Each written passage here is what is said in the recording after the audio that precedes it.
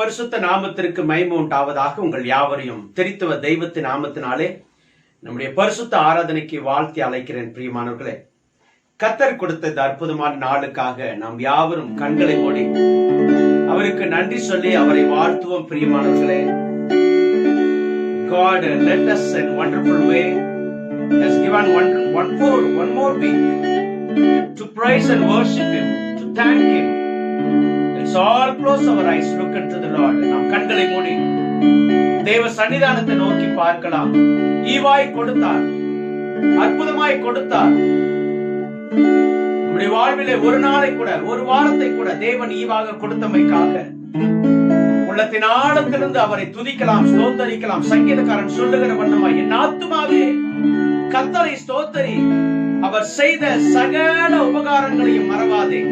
இந்த ஜனங்களை எனக்காக நான் ஏற்படுத்தினேன், இவர்கள் என் துதியை சொல்லி வருவார்கள். மரித்தவர்களும் மௌனத்தில் இறங்குகிறவர்களும் தேவனை துதியார்கள். நாமோ ஜீவனுள்ள தெய்வத்தை என்றென்றும் துதிக்கலாம் என்று சொல்லி வேத வசனம் சொல்லுகிற வண்ணமாய் நம்மை தாழ்த்தி அவரை உயர்த்தி ஜெபிக்கலாம், துதிக்கலாம். தேவனுடைய பரிசுத்த நாமம் மகிமைப்படட்டும்.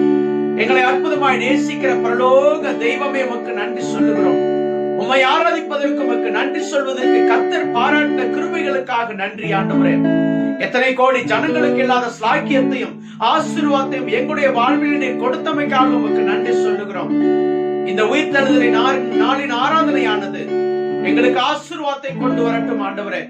எங்களை பார்த்து கொண்டிருக்கிற, எங்களோடு கூட ஜெபத்திலே ஆராதனையில இணைந்திருக்கிற தேவனுடைய பிள்ளைகள் உலகின் எந்த பகுதியில இருந்தாலும் அவர்களுக்கும் இந்த ஆசீர்வாதம் கடந்து செல்வதாக. பாடுகிற பாடல்கள், வாசிக்கின்ற வேத வசனங்கள், துதிக்கின்ற துதிய நேரம், உம்முடைய சன்னிதானத்திலே பொற்பாதபடியிலே சமர்ப்பிக்கிற ஜெப குறிப்புகள், தியானிக்கின்ற வார்த்தைகள் யாவற்றையும் எங்களுக்கு ஆசீர்வாதமாக்கி தாரும். கல்வாரி சிலுவை நிழல்ல எங்களை முற்றிலுமாய் ஒப்புக் கொடுக்கிறோம். துதி கன மகிமை உமக்கு செலுத்துகிறோம்.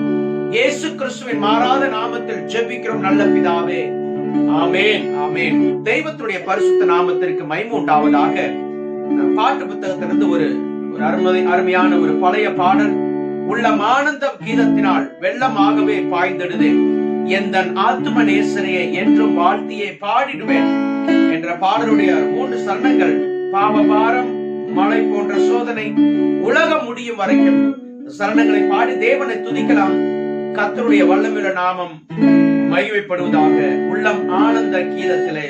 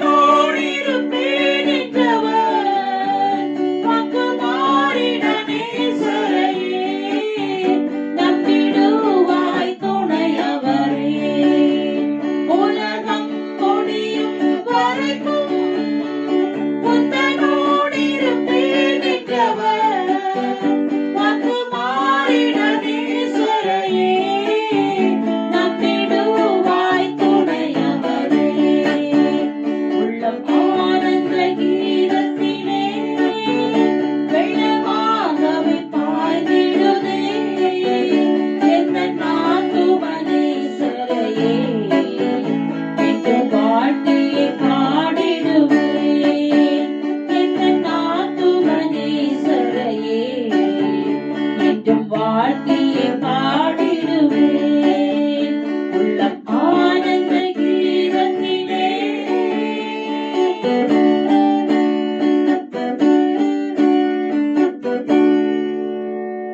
தேவாதி தேவனுடைய பரிசுத்த நாமத்திற்கு மகிமையுண்டாவதாக. நாம் இருக்கின்ற இடத்துல நம்முடைய வேதாமத்தை சங்கீதம் 32க்கு நேராய் நாம் திருப்பிக் கொள்வோம். மாறி மாறி வாசிப்பதற்கு இந்த அற்புதமான உயிர்த்தெழுதல் நாளின் ஆராதனைகளை நாம் தெரிந்து கொண்ட வேத பகுதியானது சங்கீதம் 32 ஒன்றிலிருந்து கடைசி வரைக்கும் நாம் மாறி மாறி வாசிப்போம். For our response reading, let's turn our Bible to Psalm 32. We will read alternatively the last words we will read together. சங்கீதம் 32 மாறி மாறி வாசிக்கலாம். கடைசி வசனத்தை நாம் யாவரும் சேர்ந்து வாசிக்கலாம். தாவீதின் போதகர் சங்கீதம்.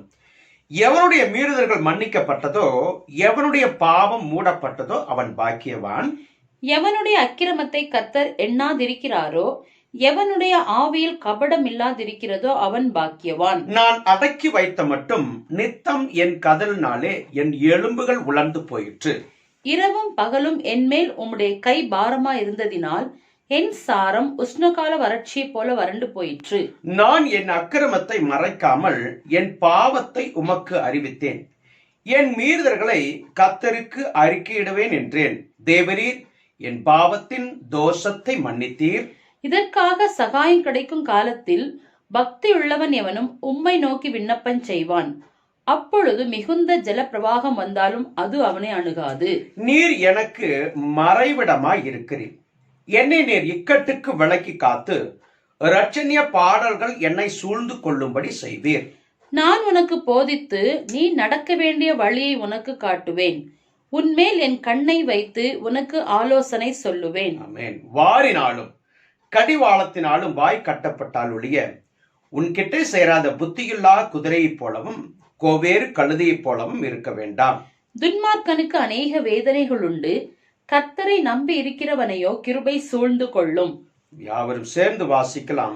நீதிமான்களே, கர்த்தருக்குள் மகிழ்ந்து களி கூறுங்கள். செம்மையான இருதயம் உள்ளவர்களே, நீங்கள் எல்லாரும் ஆனந்த முழக்கமிடுங்கள். ஆமேன், ஆமேன். கர்த்தர் தாமே இந்த திருவசனத்தை ஆசீர்வதிப்பதோடு கூட இவைகளுள்ள ஆசீர்வாதங்களை சுதந்திரித்துக் கொள்ள கட்டளைகளுக்கு நாம் கீழ்ப்படிய உதவி செய்வாராக. பிரியமானவர்களே, ஒரு வசனத்தை நான் உங்களுக்கு ஞாபகப்படுத்தி முடிக்க விரும்புகின்றேன். 7வது வசனம் சொல்லுகிறது, நீர் எனக்கு மறைவிடமாய் இருக்கிறீர். என்னை நீர் இக்கட்டுக்கு விலக்கி காத்து இரட்சணிய பாடல்கள் என்னை சூழ்ந்து கொள்ளும்படி செய்வீர். எத்தனை அருமையான உண்மையான வார்த்தை பாருங்க. கடந்த 2020 வருஷத்துல எத்தனையோ பிரச்சனைகள், வேதனைகள், பயங்கரமான சூழ்நிலைகள், ஆபத்துக்கள், வியாதிகள், குறைபாடுகள் எல்லாவற்றிலும் இந்த வசனம் சொல்லுகிற வண்ணமாக நமக்கு தேவன் மறைவிடமாக இருந்திருக்கிறார். நம்மை பாதுகாத்திருக்கிறார். வரக்கூடிய வந்து கொண்டிருந்த பயங்கரமான வியாதியிலிருந்து நமக்கு மறைவிடமாக இருந்து நம்மை பாதுகாத்து இக்கட்டுக்கு விலக்கி காத்து நாம் இந்த நாளிலும் புதிய வருஷத்துல கூட நுழைந்து அவரை துதித்து அவரை ஆராய்த்து பாடும்படியாய், அவருக்கு நன்றி சொல்லும்படியாய், இரட்சணிய பாடல்கள், ரட்சிப்பின் பாடல்களை பாடும்படியாய் கர்த்தர் கிருபை பாராட்டினார். இதற்கு நாம் என்ன செய்ய போகிறோம் பிரியமானவர்கள்? எல்லோரும் கண்களை மூடி, ஆண்டவரே நீர் செய்த நன்மைகளுக்கு நன்றி இயேசப்பா, நீர் பாராட்டினுடைய கிருபைகளுக்கு நன்றி சொல்லுகிறோம். எத்தனை நல்லவர், எத்தனை போதுமானவர். கிருபையின் தெய்வம் எங்களை அற்புதமாய் நடத்தி இருக்கிறீர், அருமையாய் நடத்தி இருக்கிறீர். குறை சொல்ல முடியாத அளவிற்கு போதுமானவராய் இருந்திருக்கிறீர். உணவும் உடுக்க உடையும் தங்க இடத்தை கொடுத்து அற்புதமாய் நடத்தினீர். எத்தனையோ நன்றி சொல்ல வேண்டுமே, எவ்வளவு நன்றி சொன்னாலும் போதாது. துதிக்கலாம், வாய்களை திறந்து தேவாதி தேவனுக்கு நாம் நன்றி சொல்லி அவரை ஆராதிக்கலாம். கிருபையின் தெய்வமே உமக்கு நன்றி, இரக்கத்தின் தெய்வமே உமக்கு நன்றி. ஒருவராய் பெரிய காரியங்களை செய்கிறவரே, வானத்தையும் பூமியை உண்டாக்கினவரே, சர்வ சேனைகளுக்கும் அதிபதியானவரே, உம்மை துதிக்கிறோம் ஆண்டவரே. அற்புதமாய் நடத்துகிறவரே, எங்களுக்கு மறைவிடமானவரே, இக்கட்டு காலத்திலே துணையானவரே, ஆபத்து நேரத்திலே அரணானவரே, உம்மை துதிக்கிறோம், உம்மை ஆராதிக்கிறோம் ஆண்டவரே. கடந்து வந்த பாதைகளை யோசித்து பார்க்கிற பொழுது எத்தனை நல்லவராய் இருந்திருக்கிறீர், எங்களுக்கு எவ்வளவு போதுமானவராய் இருந்திருக்கிறீர். இருப்போமா பிழைப்போமா என்கின்ற நம்பிக்கையெல்லாம் அற்று போகிற சூழ்நிலை இருந்த பொழுதும் மகனே கலங்காதே, மகளே கலங்காதே என்று சொல்லி பலப்படுத்தி தேவைகளை சந்தித்து ஆண்டவரே ஒவ்வொரு நாளும் அற்புதமாய் நடத்தினவரே உமக்கு நன்றி சொல்லுகிறோம். இந்த வசனங்களுக்காக நன்றி. நான் உனக்கு போதித்து நடக்க வேண்டிய வழியை காண்பிப்பேன் என்று சொன்னீர் ஆண்டவரே. எங்களோடு கூட நீர் இருந்தீர். எங்களுக்கு போகும் வழியை சரியாக சீர்படுத்தி எங்களுக்கு போதித்து அற்புதமாய் நடத்தினீர். உமக்கு நன்றி ஆண்டவரே. நீ செய்த மகத்துவமான காரியங்களுக்கு எவ்வளவு நன்றி சொன்னாலும் போதாது ஏசப்பா. அவ்வளவு நன்மைகளை நாங்கள் பெற்றிருக்கிறோம் ஆண்டவரே. இந்த துதிய நேரத்திலே உடைய ஜப குறிப்புகளை கூட உடைய சமூகத்தில் ஒப்புக் கொடுக்கிறோம் ஆண்டவரே. அற்புதமாய் நாங்கள் ஆண்டவரே 2020 கடந்து வர புதிய வருஷத்துல 2021 நுழைய கர்த்தர் கிருபை பாராட்டினர். உமக்கு நன்றி சொல்லுகிறோம். இந்த வருஷத்திலே நாங்கள் எத்தனையோ காரியங்களை முடிவெடுத்திருக்கிறோம். இதை செய்ய வேண்டும், தீர்மானிக்க வேண்டும் என்று சொல்லி கர்த்தருக்கு எது சித்தமோ அது எங்களுடைய வாழ்விலே நடைபெறட்டும். எங்களோடு கூட ஜபத்துல இணைந்திருக்கிற, ஆராதனையில் இணைந்திருக்கிற தேவனுடைய பிள்ளைகள் உலகின் எந்த பகுதியில் இருந்தாலும் சரி, wherever they are, Lord, bless them abundantly. Whatever they just keep in front of your feet, bless them, Lord. Our Lord, see their prayer request, supplication. ஆண்டவரே, ஜப குறிப்புகளை நீ பார்ப்பீராக. தேவைகள் யாவும் சந்திக்கப்படுவதாக. உம்முடைய சன்னிதானத்தில் அன்னாளை போல, like Hannah, when they poured out their heart, listen that prayer, Lord. உம்முடைய ஜபத்தை கர்த்தர் கேட்பீராக. கண்ணீரோடு உம்முடைய சன்னிதானத்தில் வருகிற ஜபத்தை கர்த்தர் கேட்கிறவராய் இருக்கிறீர், பதில் கொடுக்கிறீர். உமக்கு நன்றி சொல்லுகிறோம் ஆண்டவரே. ஸ்தோத்திரம். இந்த மாதத்திலே, இந்த வாரத்திலே, இந்த வருஷத்திலே நாங்கள் செய்திருக்கிற எல்லா தீர்மானங்களை கர்த்தர் ஆசீர்வாதமாக்கி கொடுப்பீராக. இந்த நாலு வேத வசனங்களுக்காக நன்றி சொல்லி துதிக்கிறோம். அப்போஸ்தலர் நடபடிகளை தியானித்து வருகிறோம். ஒவ்வொரு முறையும் வித்தியாசமான விதத்தில் எங்களோடு கூட இடைப்படுகிறேன். இந்த நாளில் தியானிக்கின்ற வார்த்தைகளை எங்களுக்கு ஆசீர்வாதமாக்கி தருவீராக. எங்களோடு கூட ஜபத்தில் இணைந்திருக்கிற கர்த்தருடைய பிள்ளைகள் உலகின் எந்த பகுதியில் இருந்தாலும் எதை தேவ சன்னிதானத்தில் வைத்து ஜெபிக்கிறார்களோ அது நிறைவேறுகிறபடியால் விசுவாசத்தோடு உமக்கு நன்றி சொல்லுமை ஆராதிக்கிறோம். எங்களை தாழ்த்தி உம்மை உயர்த்துகிறோம். துதி கன மகிமை உமக்கே. இயேசு கிறிஸ்துவின் மாறாத நாமத்தில் ஜெபிக்கிறோம் நல்ல பிதாவே, ஆமென். நாம் யாவரும் ஒன்றிணைந்து கர்த்தருடைய ஜெபத்தை சொல்லுவோம். பரமனில் இருக்கிற எங்கள் பிதாவே, உம்முடைய நாமம் பரிசுத்தப்படுவதாக, உம்முடைய ராஜ்யம் வருவதாக, உம்முடைய சித்தம் பரலோகத்தில் செய்யப்படுவது போல பூமியிலும் செய்யப்படுவதாக.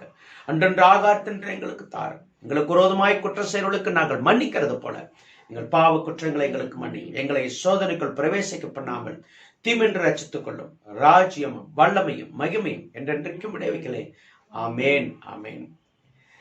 தேவனுடைய பரிசுத்த நாமத்திற்கு மைமூண்டாவதாக. மீண்டும் ஒரு முறையாய் உங்களை திருத்துவ தெய்வத்தின் நாமத்தினாலே நம்முடைய பரிசுத்த ஆராதனைக்கு வாழ்த்தி அழைக்கின்றேன். பிரியமானவர்களே, நாம் தொடர்ந்து ஞாயிற்றுக்கிழமை ஆராதனையில அப்போஸ்தலர் நடபடிகளை ஒன்றன் பின் ஒன்றாக தியானித்து வருகின்றோம். ஏற்கனவே அறிவித்த வண்ணமாக புதன்கிழமையில பைபிள் ஸ்டடியாக ஆண்டவராகிய இயேசு கிறிஸ்து செய்த அற்புதத்தையும் அதற்கு அடுத்ததாக அப்போஸ்தலர்களால் செய்யப்படுகின்ற அற்புதங்களை நாம் இப்பொழுது தியானித்து வருகின்றோம்.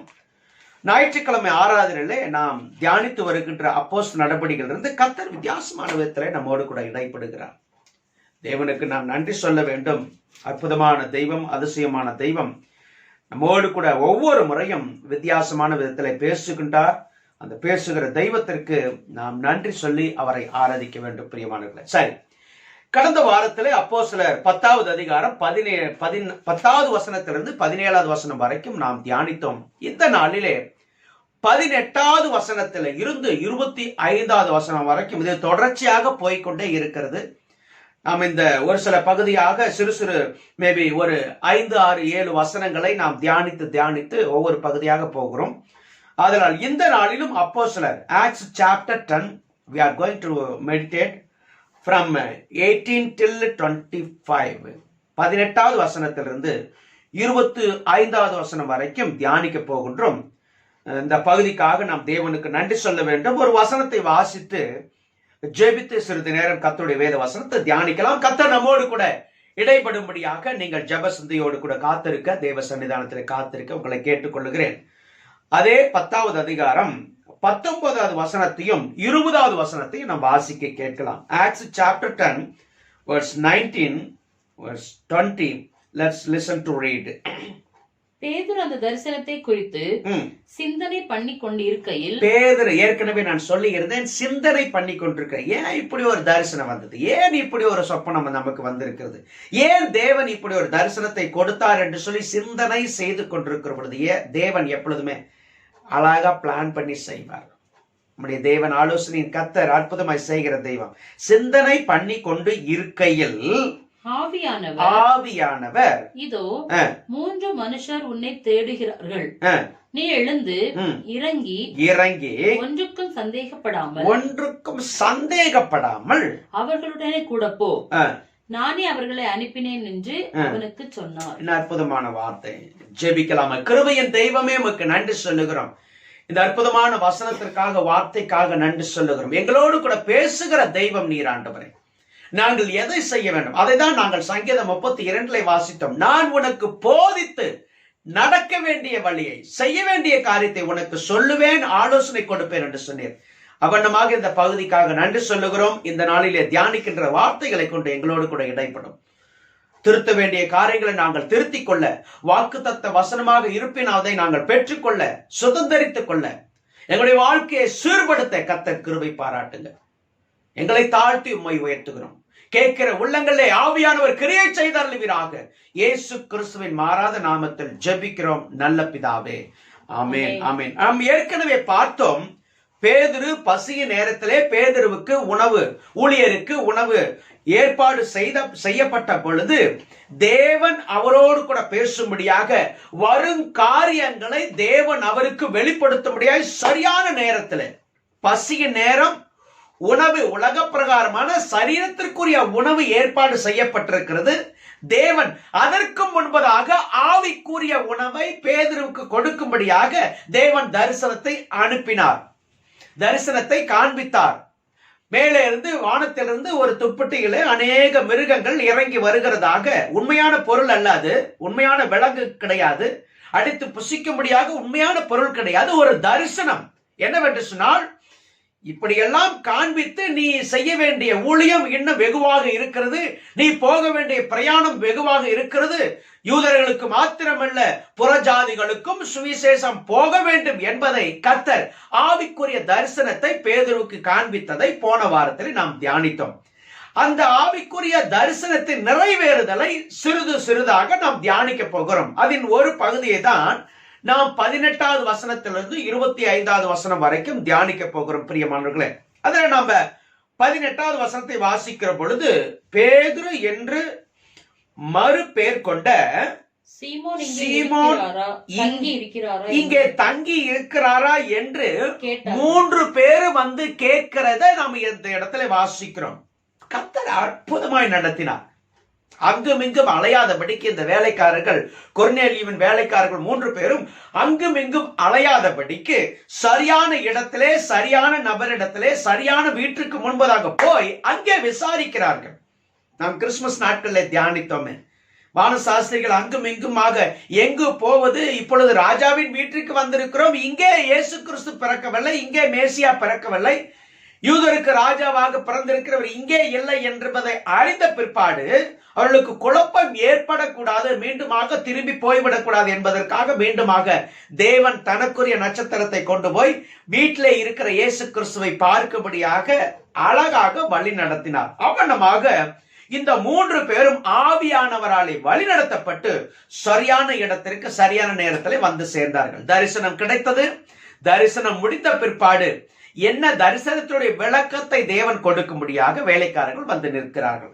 அதற்கு அடுத்துதான் 19வது வசனத்தை வாசித்தோம். பேதுரு அந்த தரிசனத்தை குறித்து சிந்தனை செய்து கொண்டிருக்கிற பொழுது, ஏன் இது, எதற்காக இது? எனக்கு அருமையான தேவனுடைய பிள்ளைகளே, ஒரு சில சமயத்தில் நம்முடைய வாழ்க்கையிலே ஒரு சில காரியங்கள் வருகிற பொழுது நாம் யோசிப்பதுண்டு, ஆண்டவரே எனக்கு ஏன் இது வந்தது, எதற்காக இந்த சோதனை எனக்கு வந்தது, எதற்காக இந்த குறைபாடு வந்தது என்று சொல்லி யோசிப்பதுண்டு. ஆனால் அதனுடைய பாடத்தை, அதனுடைய விளக்கத்தை சிறிது நாட்கள் கழித்த பிற்பாடு கர்த்தர் நமக்கு கொடுப்பதை அழகாக புரிந்து கொள்ள முடியும். இந்த ஒரு காரியத்திற்கு தான் தேவன் எதையும் திட்டமிடாதபடிக்கு, அவருடைய சித்தமில்லாதபடிக்கு செய்ய மாட்டார் என்பதை நாம் பின்பதாக அறிந்து கொள்ளும். அதற்கு வேதம் அநேக இடத்திலே சாட்சியை கொடுக்கிறது. ஆபிரகாமுடைய வாழ்வில், ஈசாக்கு, யாக்கோப்புடைய வாழ்வில், யோசேப்புடைய வாழ்வில் ஒரே ஒரு காரியம், யோசேப்புடைய வாழ்வில் இருந்து உங்களுக்கு உதாரணத்தை சொல்ல முடியும். யோசேப்பு எகிப்து தேசத்திற்கு இந்த சகோதரர்களாலே அனுப்பப்பட்டார், தீங்கினாலே அனுப்பப்பட்டார் என்று சொல்லி இவர்கள் யோசிக்கிற பொழுது, யோசேப்பு சொல்லுகிறார் சகோதரத்திலே 50வது ஆதியாகமம் 50வது அதிகாரத்தில் சொல்லுகிற வார்த்தையை கவனித்து பாருங்கள். நீங்கள் தீமை செய்ய நினைத்தீர்கள், கர்த்தரோ இவைகளை நன்மையாக்கி உங்களை காக்கும்படியாக, நம்முடைய மக்களை காக்கும்படியாக தேவன் என்னை கொண்டு வந்து இங்கே ஆயத்தப்படுத்தினார் என்ற வார்த்தையை தெளிவாய் சொல்லுகிறார்.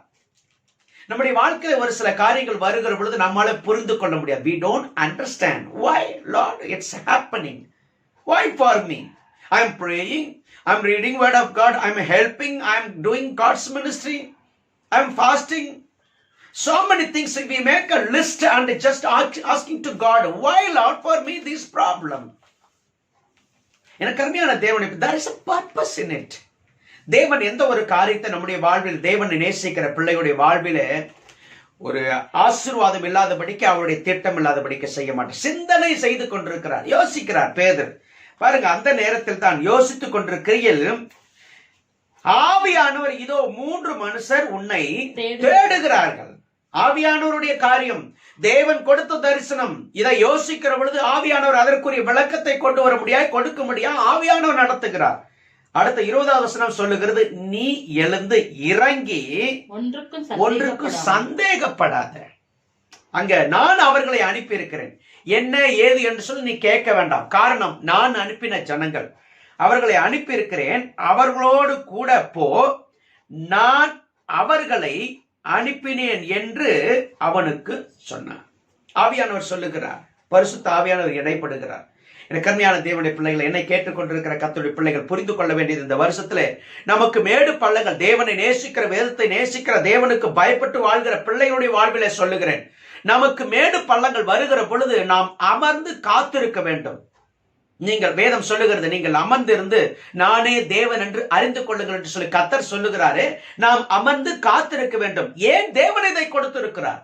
எதற்காக தேவன் இதை அனுமதித்திருக்கிறார்? Why? What is the reason behind? We have to wait for his work, his answer. அடுத்ததாக கீழே வருகிற பொழுது 21வது வசனத்தை சற்று வேகமாக நான் முடிக்க விரும்புகின்றேன். 21வது வசனத்தை வாசிக்கலாம். அப்பொழுது பேதுரு கொர்நேலியுவினால் தன்னிடத்தில் அனுப்பப்பட்ட மனுஷரிடத்திற்கு இறங்கி போய் இதோ நீங்கள் தேடுகிறவன் நான் தான், நீங்கள் வந்திருக்கிற காரியம் என்ன என்றான். நல்லா கவனிங்க. பாருங்க, வீட்டுக்காரர் கூட தெரியல. பேதுரு மேல் வீட்டுல இருக்கிறார், கீழ் வீட்டுல வேலைக்காரர், அந்த வீட்டுக்காரர்கள் இருக்கிறார், ஓனர் இருக்கிறார், சீமோன் என்கின்ற மனிதன் இருக்கின்றார். அவருக்கு தெரியாது. அந்த மனிதன் தன்னுடைய வேலைகளை கவனித்துக் கொண்டிருக்கிறார். ஆனால் இதுதான் நாம் அறிந்து கொள்ள வேண்டும், தேவனுடைய பிள்ளைகளுக்கு தான் தேவன் பேசுகிற காரியம் விளங்கும். மேல் வீட்டில் இருக்கிற பேதுரு கீழே இறங்கி வருகிறார். நன்றாக இந்த வார்த்தைகளை தியானிக்க வேண்டும். தியானிக்கிற பொழுதுதான் கர்த்தர் நம்மோடு கூட இடைப்பட முடியும். எனக்கு அருமையான தேவனுடைய பிள்ளைகளை, மேலே இருக்கிற பேதுரு இடத்துல கீழே மனுஷன் இருக்கிறார். வந்து நிற்பது கீழே இருக்கிற மனிதர்களுக்கு தான் முதலாவது தெரிய வேண்டும். நம்ம ஒரு வீட்டுல தங்கி இருக்கிறோம்னா, மேல் வீட்டுல நாம் இருக்கிறோம் என்று சொன்னால், கீழே வந்து கதவை தட்டுகிற பொழுது கீழ் வீட்டுல இருக்கிறவர்கள் தான் முதலாவது பதில் கொடுக்க வேண்டும். நீங்கள் தேடுகிற மனுஷன் மேலே இருக்கிறார், அங்கே இருக்கிறார் என்று சொல்லி சொல்ல வேண்டும், நம்மை அழைக்க வேண்டும். ஆனால் இந்த பகுதியை வாசிக்கிற பொழுது ஆவியானவர், நீ தேடுகின்ற அல்லது உனக்கு தரிசனம் காண்பிக்கின்ற அல்லது உன்னை தேடிக்கொண்டிருக்கிற மனிதர்கள் இருக்கிறான்னு சொல்லி கர்த்தர் சொல்லுகிறார். சரியாக அந்த மனிதர்கள் வந்து நிற்கிற பொழுது பரிசுத்த ஆவியானவர் பேதுருவை கீழே அனுப்புகிற பொழுது பேதுரு சொல்லுகிறார், நீங்கள் தேடி வந்த மனிதன் நான் தான். என்ன கோவர்க் பாருங்க. கர்த்தருடைய ஆவியானுடைய செயல் அப்படிதான் இருக்கும் பிரியமானவர்களே. இந்த வருஷத்திலே நீங்கள் தேவனிடத்திலே, ஆவியானிடத்திலே காரியங்களை ஒப்பு கொடுத்து, அர்ப்பணித்து, சமர்ப்பித்து எந்த ஒரு காரியத்தை செய்கிற பொழுது அந்த காரியத்திலே கர்த்தருடைய ஆவியானுடைய வழி நடத்தல. அதான் சங்கீதம் 32 வாசித்து, நான் உனக்கு போதித்து நடக்க வேண்டிய வழி உனக்கு காண்பிப்பேன், உன் மீது என்னுடைய கண்ணை வைத்து உனக்கு ஆலோசனை கொடுப்பேன். நம் மீது கண் வைக்கிற தெய்வம், நம்மை பார்க்கிற தெய்வம், வானத்திலிருந்து நம்மை ஆராய்ந்து அறிகிற தெய்வம். சகரியா புஸ்தகத்தில் வாசிக்கிற, உன்னை தொடுகிறவன் என்னுடைய கண்ணின் மணியை தொடுகிறான், ஒருவரும் தொட முடியாது, கண்மணியை போல என்னை காக்கிற தேவன். அற்புதமான எத்தனை வசனங்கள் இடத்துல வாசிக்கிற பொழுது, நீங்கள் தேடுகிற மனிதன் நான் தான் என்று சொல்லுகின்றார். அதற்கு அடுத்ததாக நான் இந்த வசனத்தை நான் குறித்து வைத்திருக்கிறேன். என்ன அற்புதமான வசனம். முதலாவது லூக்காவின் இடத்துல, இந்த புத்தகத்தை எழுதினது லூக்கா, வைத்தியனாகிய லூக்காவின் இடத்திலே ஆவியானவர் சொல்லுகின்றார். கொர்நேலியு என்கின்ற மனிதன், அந்த 10வது அதிகாரத்தின் முதல் 2-3 வசனங்களை வாசிக்கிற பொழுது நமக்கு தெரியும் அந்த மனிதன் எப்படி வாழ்ந்தான், அவனுடைய குணாதிசயம் எப்படி, சமுதாயத்திலே தேவ சன்னிதானத்தில் அவன் எப்படி வாழ்ந்தான் என்று சொல்லி ஆவியானவர் லூக்காவினிடத்துல சொல்லுகிறார். அதற்கு அடுத்ததாக ஊழியரிடத்திலே பேதுருவினிடத்திலே கொர்நேலியுடைய சாட்சியை குறித்து அங்கே வந்திருந்த அனுப்பப்பட்ட கொர்நேலியுனாலே அனுப்பப்பட்ட வேலைக்காரர்கள் சொல்லுகிற சாட்சி இந்த இடத்துல வாசிக்கிறோம். பிரியமானவர்களே, என்ன அற்புதமான வசனம்! நம்முடைய சாட்சி என்ன? இந்த வசனத்தை வாசிக்க கேட்கலாம். அதற்கு அவர்கள் நீதிமானும் தேவனுக்கு பயப்படுகிறவரும் யூத ஜனங்கள் எல்லாராலும் நல்லவர் என்று சாட்சி பெற்றவருமாயிருக்கிற கொர்நேலியு என்னும் 100க்கு அதிபதி உம்மை தம்முடைய வீட்டுக்கு அழைப்பித்து உம்மால் சொல்லப்படும் வார்த்தைகளை கேட்கும்படி பரிசுத்த தூதனாலே தேவ எத்தனமாய் கட்டளை பெற்றார் என்றார்கள். என்ன அருமையான வசனம் பாருங்க. கீழே ஒன்றன் பின் ஒன்றாக இதற்கெல்லாம் நேரம் எடுக்கும். நீதிமான், சாதாரணமா ஒரு மனுஷனை நீதிமான் சொல்லிட முடியாது. ஆவியானவர் அற்புதமாய் நடத்தி லூக்காவிடத்துல சொன்ன ஆவியானவர் இந்த இடத்துல இந்த வேலைக்காரர்களை கொண்டு பேதுருவுக்கு சொல்லுகின்றார். ஆவியானவர் சொல்ல வைக்கிறார். நீதிமான், தேவனுக்கு பயப்படுகிறவர், யூத ஜனங்களால நல்ல சாட்சி. சாட்சி ரொம்ப முக்கியம். நம்முடைய சாட்சி முக்கியம். ஊழியர்களாக எங்களுடைய கேட்டுக்கொண்டிருக்கிற விசுவாசிகளுடைய உங்களுடைய சாட்சிகள் முக்கியம். நம்முடைய வாயின் வார்த்தைகள், நாம் பேசுகின்ற காரியங்கள், சமுதாயத்திலே போக்குவரத்துமாக இருக்கின்ற நாம் சமுதாயத்திலே, நம்முடைய வீட்டிலே, அருகாமையிலே உள்ள இடங்களிலே நம்முடைய சாட்சி, வாழ்கின்ற வாழ்க்கை ரொம்ப முக்கியமானது. யூத ஜனங்களுக்குள்ளே 100க்கு அதிபதி பெற்ற சாட்சி அற்புதமான சாட்சி, நற்சாட்சி பெற்றிருந்தார். எனக்கு அருமையான தேவனுடைய பிள்ளைகளே, வேலைக்காரர்கள் தன்னுடைய எஜமானை கொடுத்து அற்புதமான சாட்சியை சொல்லுவதற்கு அவர் எந்த அளவுக்கு வாழ்ந்திருக்க வேண்டும். கொடூரமாய் வாழக்கூடிய ஒரு மனிதன், வாழ்ந்திருக்க வேண்டிய ஒரு மனிதன், he is supposed to live such a terrible man. But the Bible says the workers, servant of Cornelius, they are saying very good testimony about him. அடுத்தது கீழே வருகிற வசனத்தை 23வது வசனத்தை வாசிக்கிற பொழுது வாசிக்கலாம். அப்பொழுது பேதுரு அவர்களை உள்ளே அழைத்து அவர்களுக்கு உபசாரம் செய்து அவர்களுடனே கூட புறப்பட்டான்.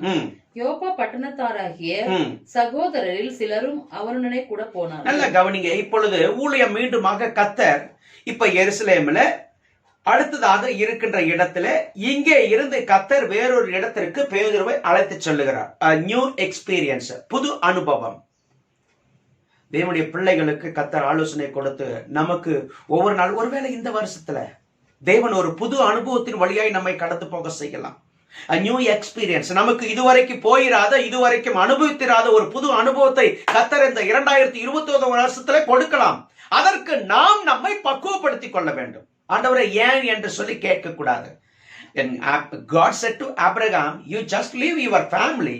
That means உங்க அப்பா வீடு, உங்களுடைய நீ தங்கி இருக்கிற இடம் எல்லாவற்றையும், கல்தேய தேசம், இந்த தேசத்தை விட்டு எந்த இடத்திற்கு நான் சொல்லுகிறேனோ புறப்படு என்று சொன்ன பொழுது நேரம் காலம் பார்க்காதபடிக்கு, இடத்தை பார்க்காதபடிக்கு, யோசித்து பார்க்காதபடிக்கு ஆபிரகாம் தேவனுடைய வார்த்தைக்கு கீழ்ப்படிந்து போனார். Just obeyed. அந்த மாதிரி கர்த்தர் விரும்புகிறார். இப்பொழுது பேதுருவிடத்திலே கர்த்தர் சொல்லுகிறார், அவனமாக பேதுரு தன்னோடு கூட இருக்கிற ஒரு சில ஜனங்களை அழைத்து கொண்டு வேறொரு பட்டணத்திற்கு போகின்றார். New experience. அதிலிருந்து நாம் இந்த வசனத்திலிருந்து கற்றுக்கொள்ளுகிறது. இந்த புதிய வருஷத்திலே புது அனுபவத்தை கர்த்தர் கொடுப்பார்.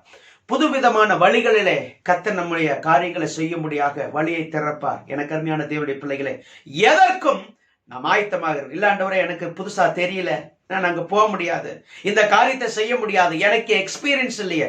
Never say, don't say. அடுத்தது 24வது வசனத்தை வாசியுங்கள். மறுநாளிலே செசரியா பட்டணத்தில் பிரவேசித்தார்கள்.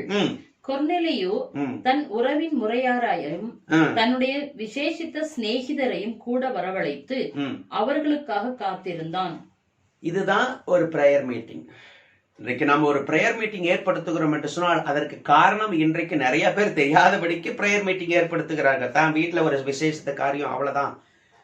தான் வீடு மட்டும் சேருவது ஒரு பிரேயர் மீட்டிங் கிடையாது. கொர்நேலி செய்த காரியத்தை தான் நாம் செய்ய வேண்டும் என்று சொல்லி இன்றைக்கு ஜப கூட்டம் நடத்த வேண்டும், வீட்டு கூட்டம், காட்டேஜ் பிரேயர். வை பாருங்க, இந்த தருணத்தை உபயோகப்படுத்தி கொர்நேலி செய்கிற அடுத்த ஒரு குவாலிபிகேஷன், ஒரு குவாலிட்டி. ஒன்று நீதிமான் என்று சொன்னேன், இரண்டாவது கர்த்தருக்கு பயப்படுகிறவன், மூன்றாவது நல்ல சாட்சி பெற்றவன், நான்காவது தான் பெற்ற ஆசீர்வாதங்கள் நன்மை தன்னுடைய தேவன் தான் அறிந்து ஆராதிக்கிற தெய்வத்தை இன்னும் அதிகமாய் மற்றவர்களும் அறிந்து கொள்ளும்படியாக அநேகரை தன் வீட்டுக்கு அழைத்துக் கொள்ளுகிறார். ஸ்ப்ரெட்டிங் காஸ்பல், தேவனை குறித்து மற்றவர்களுக்கு சொல்லும்படியாக, சுவிசேஷத்தை சொல்லும்படியாக தன் நேரங்களையும் காலங்களையும் செலவழித்த கொர்நேலியும். இதை நான் சொல்லிக்கொண்டே போகலாம், அநேக காரியங்கள் உண்டு பிரியமானவர்களே. மற்றவர்களுக்கு சுவிசேஷம் போக வேண்டும். இன்றைக்கு கிறிஸ்துமஸா அல்லது ஈஸ்டரா, அந்த பண்டிகை நாட்களை நாமே அநேக காரியங்களை செய்து நாம் மகிழ்ந்து களி கூறி அதோடு கூட விட்டு விடுகின்றோம். மற்றவர்களுக்கு சுவிசேஷம் சென்றிருக்கிறதா, அருகாமலே உள்ளவர்களுக்கு சுவிசேஷம் போனதா, ஏதாவது ஒரு காரியத்தை கொடுத்து இயேசு உன்னை நேசிக்கிற என்ற வார்த்தை போகாமல் அப்படியே அடக்கிக் கொள்ளுகிறோம். கர்த்தர் நம்மிடத்திலே கணக்கு கேட்பாரே. கொர்நேலிக்கு நேரம் கிடைத்த, தருணம் கிடைத்த பொழுது அந்த தருணத்தை உபயோகப்படுத்துகிறார். காலிங் எவ்ரிஒன், தன்னுடைய உறவினர்கள், நண்பர்கள் எல்லாரையும் அழைத்து வாருங்கள், இன்றைக்கு கர்த்தருடைய வார்த்தையை கேட்போம். தேவ ஊழியர் வருகிறார், தேவ மனிதன் வருகிறார். தருணங்களை உபயோகப்படுத்தின அற்புதமான கொர்நேலியும். கால் ஃபார் காஸ்பெல் என்று சொல்லி நான் எழுதியிருக்கிறேன். Calling others for the gospel. 25வது வசனத்தை வாசிங்கள், வாசித்து முடிக்கலாம். பேதுரு உள்ளே அடுத்தது ஒரு பெரிய குவாலிட்டி கொர்நேலியோடத்துல. 4வது காரியத்தை உங்களுக்கு சொன்னேன். 5வது ஒரு காரியம், பேதுரு உள்ளே பிரவேசிக்கிற பொழுது கொர்நேலியு அவனுக்கு எதிர்கொண்டு போய் அவன் பாதத்தில் விழுந்து, பாருங்க எவ்வளவு பெரிய நூற்றுக்கு அதிபதியான மனுஷன், எவ்வளவு ஒரு அற்புதமான ஒரு மனிதன், கிரேட் மேன். இன்னொரு நூற்றுக்கு அதிபதி சொல்லுகிறான், ஒருவனை வா என்றால் வருகிறான், போய் என்றால் போகின்றான். அந்த அளவுக்கு ரோம பட்டாளத்திலே நான் அதிகாரம் பெற்றவனா இருக்கிறேன் என்று சொன்ன ஏசப்பாவுடைய காலத்திலே வந்த ஒரு மனிதன். இந்த மனிதனை வாசிக்கிறோம். பேதுரு ஒரு சிம்பிள் மேன், மீன் பிடிக்கிற தொழிலை செய்தவர், ரட்சிக்கப்பட்டவர், தேவனால அபிஷேகம் பண்ணப்பட்டு சாதாரணமாக இருக்கின்ற ஒரு மனிதன். பிரம்மாண்டமாய் ஒரு குதிரையிலோ ஒரு பயங்கரமான ரதத்திலோ வந்து சேரவில்லை. எனக்கு அருமையான தேவனுடைய மறுநாளில் போயிருக்கான்னு சொன்னா maybe he must have walked or traveled with them. ஆனால் அவனை பார்க்கிற பொழுது, பேதுருவை பார்க்கிற பொழுது, கொர்நேலி செய்த காரியத்தை வேதம் சொல்லுகிறது. அவருக்கு எதிர்கொண்டு, ஊழியருக்கு எதிர்கொண்டு ஓடி வரட்டும் நாம் பார்க்கலாம்னு சொல்லி தன் வீட்டிலே அமர்ந்திருக்கவில்லை. அதற்குதான் ஆபிரகாம் லிங்கை குறித்து ஒரு சரித்திரம் உண்டு. ஆபிரகாம் லிங்கன் ஊழியர் வருகிற பொழுது தான் இருந்த சிம்மாசனத்தை விட்டு ஓடி போய் அவரை பார்த்தார் என்று சொல்லி சரித்திரம் உண்டு. அதனால் தான் அவருடைய சிலை ஒயிட் ஹவுஸ் முன்பதாக வைக்கப்பட்டிருக்கிறது. இங்கே கொர்நேலி ஓடுகிறார். ஓடி அப்படியே நிற்காதபடிக்கு அவருடைய பாதத்துல, ஊழியரின் பாதத்துல விழுந்து, தேவ மனிதன், பரலோகத்திற்கும் பூலோகத்திற்கும் நாமக்காரராகிய இயேசு கிறிஸ்துவுக்கு ஊழியர் செய்கிற தேவ ஊழியருடைய பாதத்துல விழுந்து சாஷ்டாங்கமாய் தன்னை அர்ப்பணித்தார் என்று வேதம் சொல்லுகிறது. 5வது குவாலிட்டி, தான் ஒரு பெரிய மனிதன் என்று காண்பிக்காதபடிக்கு தன்னை தாழ்த்தின அற்புதமான மனிதன் கொர்நேலி. என்னை கேட்கிற தேவனுடைய பிள்ளைகளே, கர்த்தர் உங்களோடு கூட பேசட்டும். என்ன அற்புதமான வசனம்! தொடர்ந்து நான் சொல்லிக்கொண்டே போகலாம். 1 நீதிமான், 2வதாக அவன் தேவனுக்கு பயப்படுகின்ற, 3வதாக நல்ல சாட்சி பெற்றவன், 4வதாக இந்த இடத்துல வேதம் நமக்கு தெளிவாக சொல்லுகிறது. மேலே உள்ள வசனத்தை வாசித்தோம். மற்றவர்களை சுவிசேஷத்திற்காக, காலிங் ஃபார் காஸ்பெல், மற்றவர்களை சுவிசேஷத்திற்காக அழைத்தார். தான் பெற்ற இன்பம், ஒரு தமிழ்ல ஒரு வார்த்தை ஒன்று, மற்றவர்களும் பெற வேண்டும் என்பது போல மற்ற ஜனங்களும் கிறிஸ்துவை அறிந்து கொள்ளும்படி அழைப்பு கொடுத்தார். 5வதாக தேவ சன்னிதானத்தில் தேவ ஊழியர் முன்பதாக தன்னை தாழ்த்தினார். என்னை கேட்கிற தேவனுடைய பிள்ளைகளே, நம்முடைய வாழ்க்கை எப்படி யோசித்து பாருங்க. கர்த்தர் அந்த வார்த்தைகளை கொண்டு உங்களோடு கூட இடைப்படட்டும். ஜெபிக்கலாம். கிருபையில் தெய்வமே உமக்கு நன்றி சொல்லுகிறோம். நம்முடைய வார்த்தைகள் எத்தனை மேலான வசனங்கள் ஆண்டவருடைய வார்த்தைகள். எங்களோடு கூட ஒவ்வொரு முறையும் நாங்கள் வேதாமத்தை திறக்கிற பொழுது எங்களோடு பேசுகிறேன். இந்த நாளிலே பேசின வார்த்தைகளுக்காக நன்றி சொல்லுகிறோம். நீர் எதை செய்தாலும் உடைய திட்டம் இல்லாதபடிக்கு நீர் எங்களிலே ஒரு தீர்மானத்தை வைத்து செய்கிறீர் என்பதை நாங்கள் உணர்ந்து கொள்ள எங்களுக்கு போதித்தல்ல ஆண்டவரே. கேட்ட வசனங்களுக்காக நன்றி. எங்களை தாழ்த்துகிறோம் உம்முடைய சன்னிதானத்தில். இயேசு கிறிஸ்துவின் மாறாத நாமத்தில் ஜெபிக்கிறோம் நல்ல பிதாவே. ஆமேன், ஆமேன். ஒரு பாடலை நாம் பாடி தேவனுடைய நாமத்தை மயப்படுத்துவோம். அடுத்ததாக, நான் நேசிக்கும் தேவன் இயேசு என்றும் ஜீவிக்கிறார் என்ற பாடலுடைய ஒரு 3 சரணங்கள். கடலாம் துன்பத்தில் பாவ நோயாளை வாடும் வேளையிலே நேசர் என்னோடு துணையாக ஜீவிக்க நான் என்னை கலங்கிடேனே என்ற 3 சரணங்களை பாடி ஜெபித்து கர்த்தருடைய நன்மைகளை நாம் பெற்றுக்கொள்வோம். தேவா தேவனுடைய வல்லமையுள்ள நாமம் மகிமையுள்ள நாமம் மகிமைப்படுவதாக. நான் நேசிக்கும் தேவன் இயேசு என்றும் ஜீவிக்கிறார். நான் நேசிக்கும் தேவன் இயேசு என்றும் ஜீவிக்கிறார்.